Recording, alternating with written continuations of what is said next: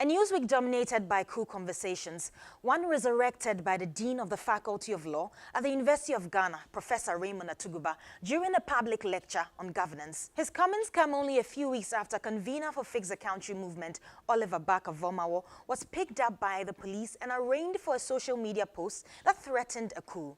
Professor Atuguba's comments were more of a caution than a threat for a coup. We do not want a coup in this country.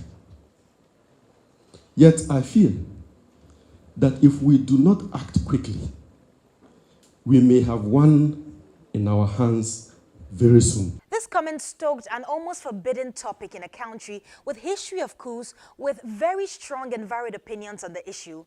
While some do not see anything wrong with Professor Atuguba's comments, others have been fierce in calling for his head. Others too, including senior citizens, are of the view that the commentary on coups is totally unnecessary. For President Akufo-Addo, whatever the challenges may be in a country, coups are never options to democracy in Africa. We have to insist on good governance. We have to insist on democratic responsibility on our continent. We have seen what the eras of coups and military intervention did on our continent and our various nations. They didn't bring us the progress that we would have had.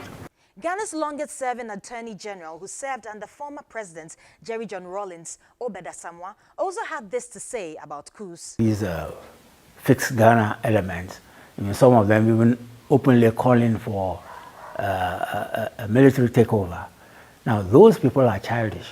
Speaker of Parliament Alban Babing, who says he has witnessed coup d'etats and experienced their shortcomings, explains their ramifications on governance. If there's coup, it's Parliament that's affected. The judiciary will always be there. There will always be an executive arm. For the Member of Parliament for Adanse Asokwa, K.T. Hammond, Professor Atuguba should have known better. He owes it to his students, and he owes it the Constitution that everybody, including him, has no reason to say the kind of things that he has said. Because as you rightly say, he is a professor and of no other thing but of law. He understands the Constitution. Some are, however, of the view that Professor Atuguba's comments were taken out of context. Joyce Bawa-Muktari, aide to former President John Mahama, is one of those. He spoke in context. If government has any challenges to do with that, I would love to see them mount, if for nothing, a robust debate, at least for our intellectual consumption.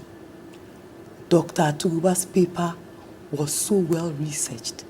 It covered just about everything. It even hinged on the fact that in the context in which he spoke, if we did not find some liquidity, he could see that there would be trouble. While the conversation on coups raged on throughout the week, the Fix the Country convener, who is in detention for his coup comments, was at the Supreme Court on Wednesday, March 2, to fight for his freedom. That, however, did not happen as he still remains in custody.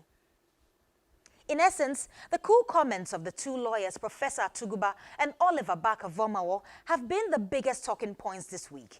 Chances are, the conversation will likely continue in the coming days due to the sensitivity of the topic.